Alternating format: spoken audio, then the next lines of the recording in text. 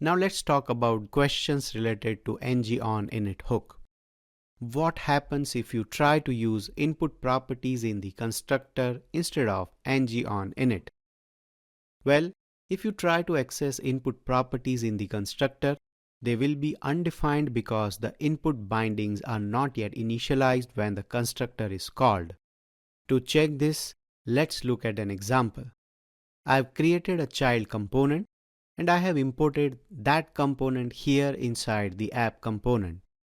In the app component, I'll create a property of type string and assign a string message, hello from the app component.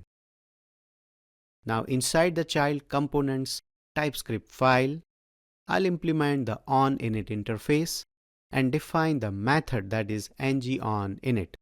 Then I'll create an input property, input value of type string or undefined. And inside the ngOnInit, I'll simply log the input value. Same thing with the constructor. Let's display the input value inside the child component's template.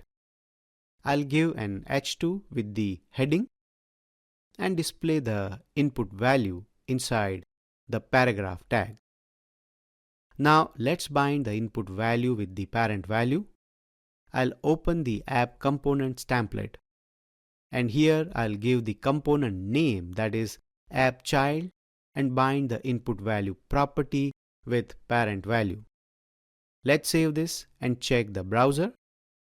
We can clearly see the received input from the app component, and in the console you can see it shows undefined, whereas the ngOnInit is showing the string passed to the input. So input properties are undefined in the constructor because Angular initializes the component before setting its input properties. These bindings are applied after the constructor is invoked, and that is the reason why it is showing undefined. And ngOnInit is called once all input properties are set, making it the appropriate place to access them.